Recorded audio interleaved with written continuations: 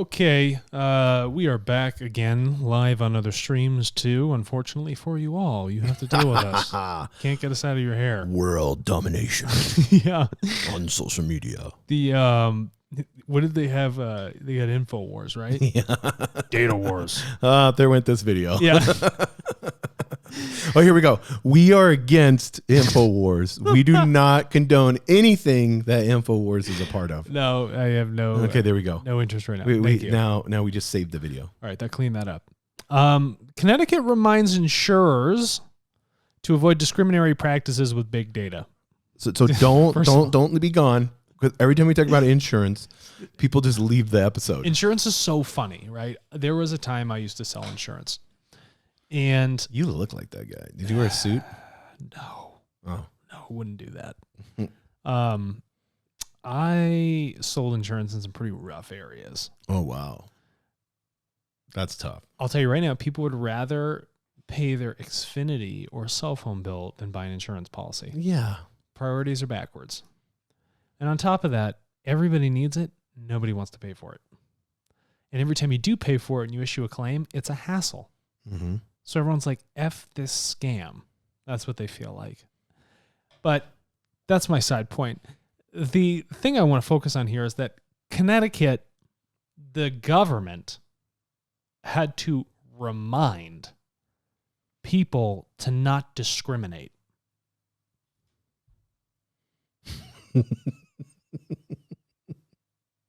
Well, so let's get into this.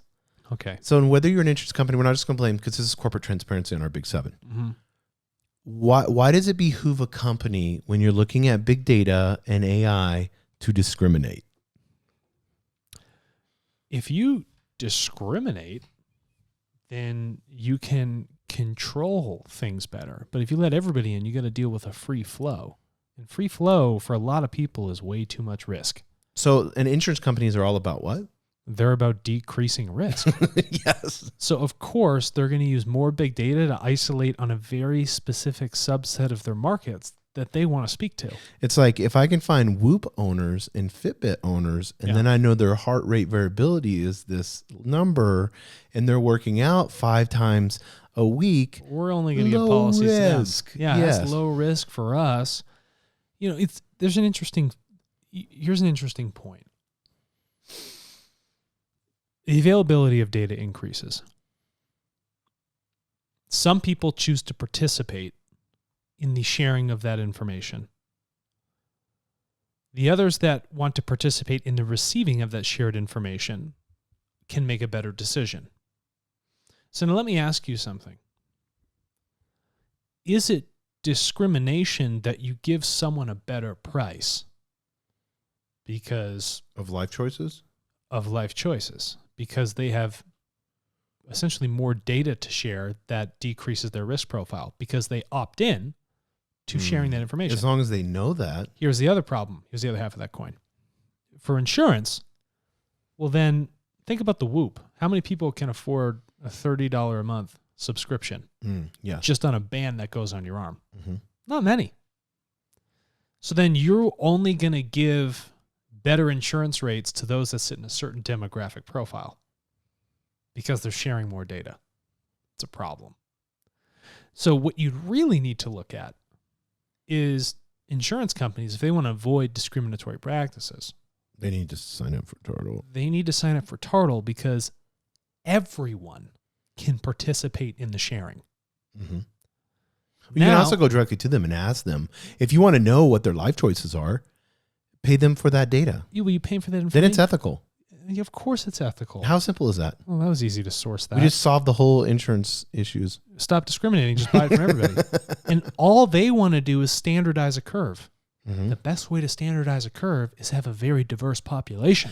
The best way to have the right type of data, instead of these insurance companies trying to figure out all this third-party data, is go directly to the person and ask them if they smoke. Ask them how many times they work out a day. You can ask them that, and if a person in their free will chooses to give you that information, then you pay them for that. Now, guess what you have? Do you get road rage often?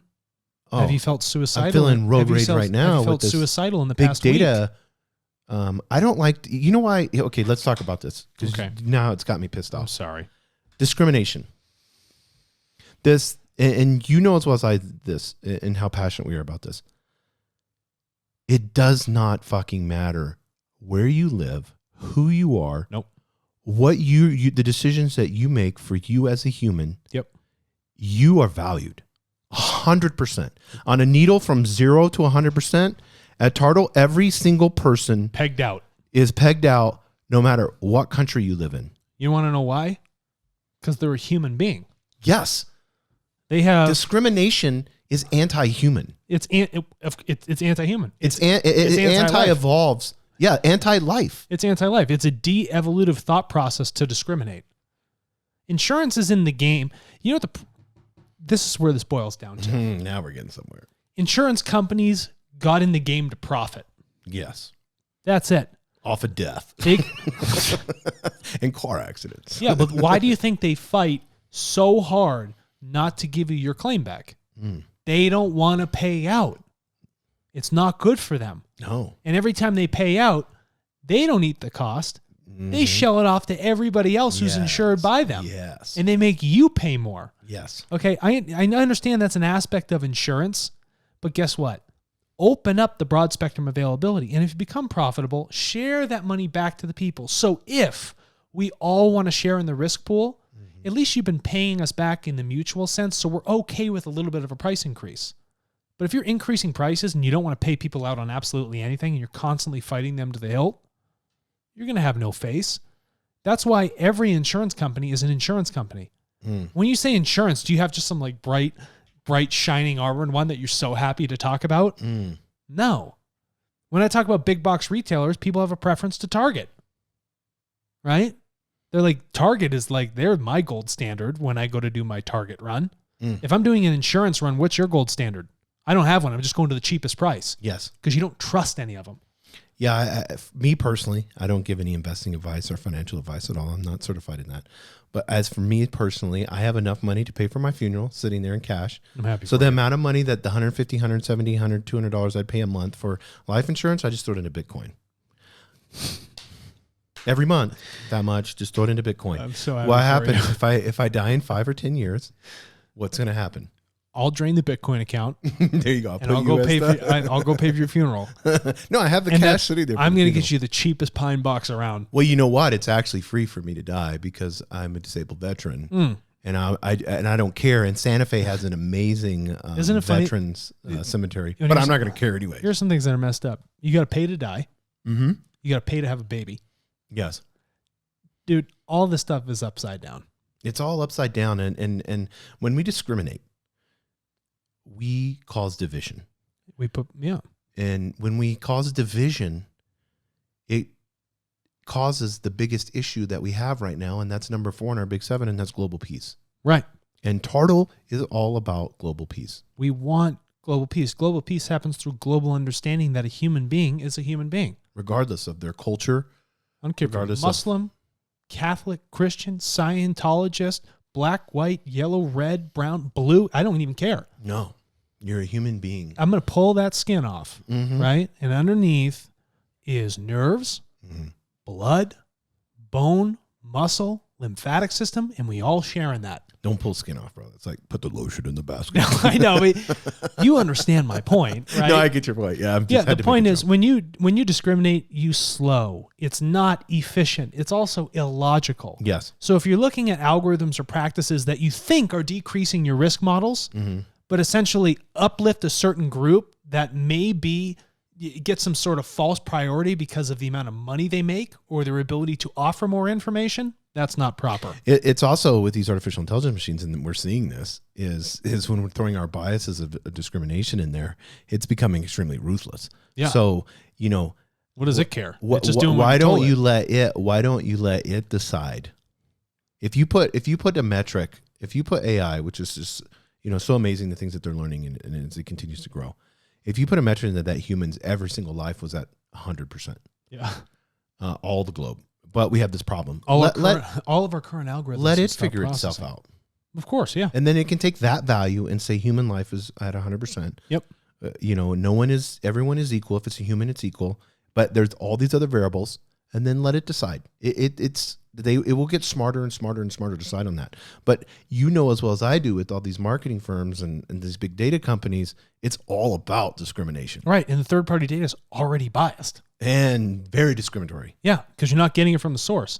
So some party who thought it was beneficial to them to acquire this data and then resell it, they're only going to choose specific groups to take data from. We want people that make over $100,000 a year, that are moms, that are 32 to 41. It's like, come on. But they won't tell you this. But the algorithms are even going off of color. Oh, of course and they are. Race All the time. Yeah. They won't share that with you in their matrices. Yeah, these guys are creating the actuary racist tables. Artificial intelligence. Yeah, it's very racist. It's even if they don't even realize it. Some people don't even realize they might be a little racist. Oh yeah, I would say majority of the world is. I think at some point when you program, when you're programming your algorithms, have a checks and balance in there. How discriminating is this thing before it processes, right? Have an algorithm that checks other algorithms. Is this anti-human? Is this anti-life? Is this anti-peace? Is this anti-climate? If it's pegged out on those things, well, you're not using that algorithm. Right. You have an algorithm that checks out other algorithms. That's what we should be doing. No, but whether it's an insurance company or whatever, everybody wants ROI. Yeah. Here's the final quote, and speaking to your ROI.